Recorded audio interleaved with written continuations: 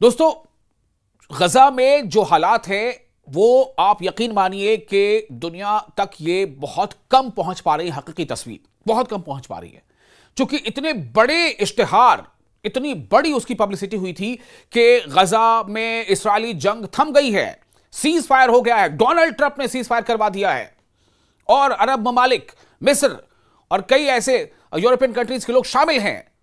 लेकिन हालात बिल्कुल उसके बरक्स हैं, बिल्कुल उलट। कहा कुछ जा रहा है, किया कुछ जा रहा है, बताया कुछ जा रहा है, जमीन पर कार्रवाई अंजाम कुछ और दी जा रही है।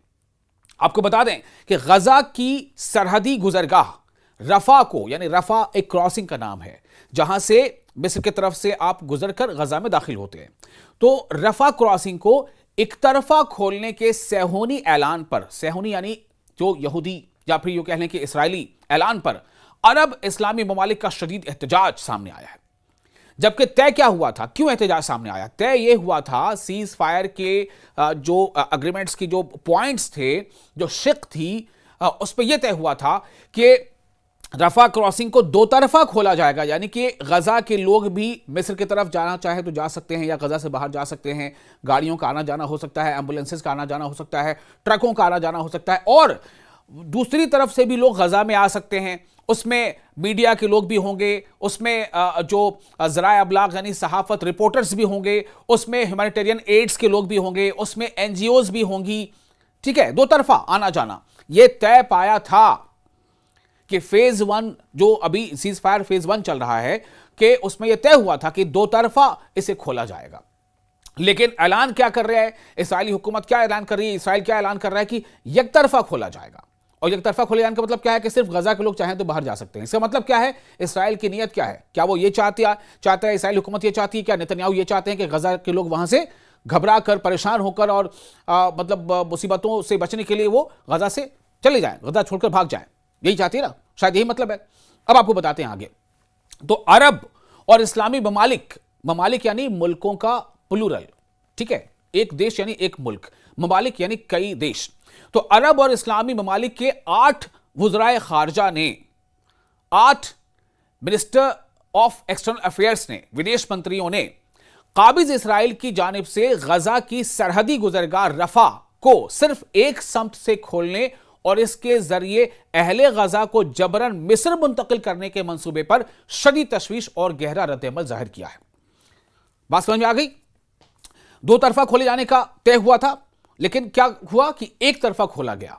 यानी ऐलान क्या हुआ कि एक तरफा खोलेंगे। एक तरफा मतलब कि सिर्फ मिस्र गजा की तरफ से क्रॉसिंग खोली गई, यानी कि गजा से बाहर जाने के लिए बस, और गजा में दाखिल होने के लिए वो बंद है, उसको नहीं खोला जाएगा। यह ऐलान किया है इसराइल ने। और जबकि तय क्या हुआ था सीज फायर में कि दो तरफा खोला जाएगा, यानी कि गजा में एंट्री भी और गजा से एग्जिट भी। गजा से जो बाहर निकलना चाहते हैं निकले, वो भी खुला रहेगा, और गजा में जो दाखिल होना चाहते हैं दाखिल हो, वो भी खुला रहेगा। तो चूंकि यह ऐलान किया इसराइल ने कि एक तरफा खोला जाएगा, तो और वो एक तरफा खोले जाने का मतलब कि गजा में दाखिल नहीं होना है, गजा से बाहर जाने के लिए।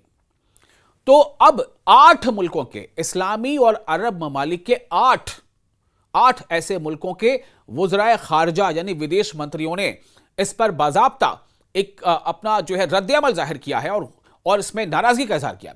मुश्तरका बयान यानी ज्वाइंट स्टेटमेंट में मिस्र, उर्दन यानी जॉर्डन, मिस्र को क्या कहते हैं? इजिप्ट, ठीक है, मिस्र यानी इजिप्ट, उर्दन यानी जॉर्डन, और अमारात यानी यूएई, जिसे कहते हैं United Arab Emirates, Indonesia, Pakistan, तुर्की जिसको टर्की भी कहते हैं, सब नया नाम तुर्की है, तो तुर्की, सऊदी अरब और कतर। ये हो गए ना 8। फिर से सुन लीजिए, 8 ममालिक, 8 मुल्क। इसमें अरब कंट्रीज भी हैं, इस्लामिक कंट्रीज भी। कौन कौन से हैं? मिस्र यानी इजिप्ट, उर्दन यानी जॉर्डन, अमारात यानी यूएई, इंडोनेशिया, पाकिस्तान, तुर्की, सऊदी अरब और कतर के वुज़राए खारजा ने वाज़ेह किया है, इन तमाम देशों के विदेश मंत्रियों ने इस बात को बिल्कुल स्पष्ट कर दिया है कि फिलिस्तीनी अवाम की जबरी बेदखली किसी भी सूरत काबिल कबूल नहीं है। ठीक है ना? यानी कि आप एक तरफा उसको खोलना चाहते हो कि फिलिस्तीन से या गजा से जो बाहर जाना चाहे जाए, तो इसका मतलब क्या है कि इसराइल ये चाहता है कि फिलिस्तीन में सीज फायर के बावजूद वहां पर बमबारी हो रही है, इसराइली फौजी जो है वो लोगों को परेशान कर रहे हैं, मार रहे हैं, घरों को तोड़ रहे हैं, बुलडोजर चला रहे हैं और टैंक चला रहे हैं। तो मतलब उनकी कोशिश कहीं ना कहीं ये है कि एक तरफा रफ क्रॉसिंग खोल दो ताकि इन ज्यादतियों से, इन अत्याचार से, इन हमलों से परेशान होकर के फिलिस्तीनी जो बाहर जाना चाहे वो चले जाएं, वो मिस्र में चले जाएं और इलाका खाली हो जाए। तो ये मंशा समझ चुके हैं ये लोग।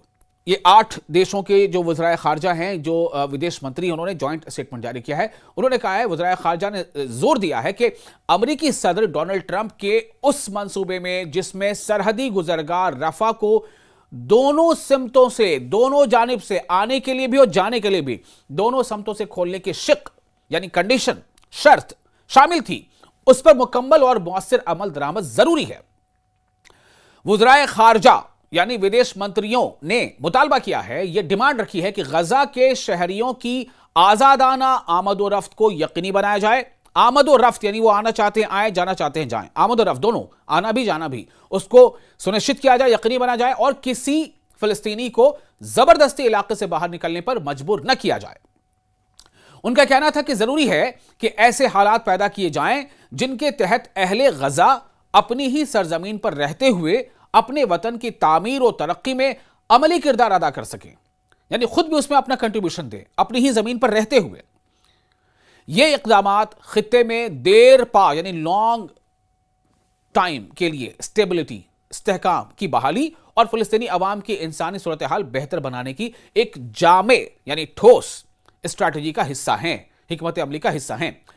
विदेश मंत्रियों ने इस बात पर भी जोर दिया कि ट्रंप प्लान के तमाम जो शर्तें हैं, जो कंडीशंस हैं, तमाम नुकात पर बिला ताखीर और पूरी जिम्मेदारी के साथ पेशरफ्त हो ताकि खित्ते में अमन, सिक्योरिटी और पायदार इस्तेहकाम के इम्कानात मजबूत किए जा सके। आपको याद होगा, अगर आपने मेरा पिछला वीडियो देखा होगा, मैंने उसमें कहा था कि हमास ने यह अपील की थी उन तमाम मुल्कों से जो इस अकॉर्ड में शामिल थे, चाहे वो इस्लामी कंट्रीज हों, चाहे वो मुस्लिम मुल्क हों, अरब मुल्क हों, चाहे वो यूरोपियन कंट्रीज हों। हमास ने ये अपील की थी तो तमाम ऐसे मुल्कों से जो इस अकॉर्ड में, जो मिस्र के शर्म शेख शहर में हुई थी, कि इसराइल पर इस बात के लिए दबाव बनाया जाए कि वो सीज फायर में जो मुआहिदा, जो अग्रीमेंट हुआ था, उनकी शर्तों पर इसराइल अमल करे, क्योंकि वो कर नहीं रहा है, अमल भी नहीं कर रहा है पूरे के पूरे और सीज फायर के वायलेशन भी कर रहा है।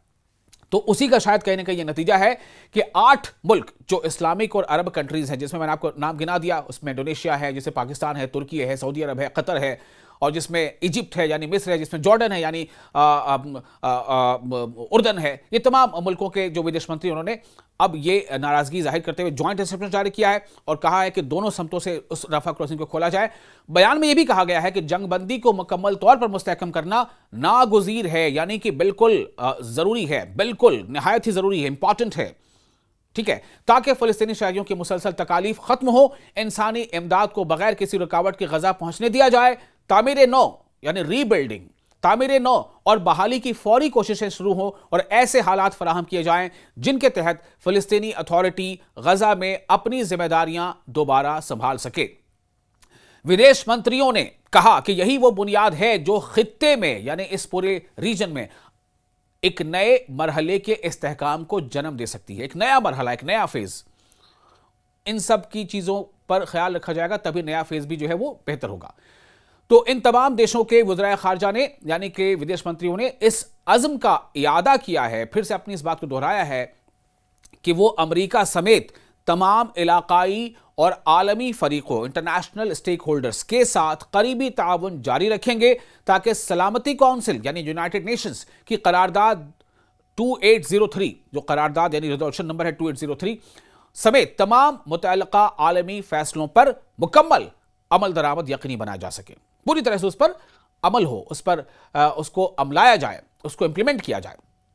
इनके मुताबिक बैन अल-अक़वामी कानून यानी इंटरनेशनल लॉज और 2 रियासती हल, 2 स्टेट जो पॉलिसी है, 2 रियासती हल के उसूल के तहत 4 जून 1967 की सरहदों पर कायम आज़ाद फ़लस्तीनी रियासत ही खित्ते में मुनसिफाना जामे और पायदार अमन की हकीकी बुनियाद है। आपको याद होगा, मैंने आपको कुछ दिन पहले बताया था कि पोप लियो ने भी हाल ही में एक बार फिर इस बात को दोहराया था कि इस्राएल और फिलिस्तीन के बीच जो अभी रस्साकशी चल रही है, इसका स्टेबल जो सॉल्यूशन है वो यही है कि 2 स्टेट जो है वो पॉलिसी पर अमल किया जाए। यानी 2 स्टेट में इस्राएल को एक अलग स्टेट माना जाए और फिलिस्तीन को अलग स्टेट माना जाए। अब सोचे कहां से कहां बात पहुंच गई। कहां इसराइली जो है यहां आकर बसे थे, उनको फिलिस्तीनियों ने एक तरह से बसने का मौका दिया था। अब यह बात हो रही, चलो ठीक है भाई, फिलिस्तीनियों को तो इसराइल चाहता है कि बिल्कुल वो छोड़ के चले ही जाए कहीं, लेकिन 2 स्टेट यानी कि इसराइल को भी मान लीजिए और फिलिस्तीन को भी मान लीजिए। देखना होगा आगे क्या कुछ होता है। इस बारे में जो भी अपडेट्स होगी हम आपको न्यूज़ 18 के सोशल मीडिया प्लेटफॉर्म पर लगातार देते रहेंगे। आपको ये वीडियो कैसा लगा, आप हमें अपने तासुरात जरूर डालें। आपका मेजबान मैं हूं विशाल।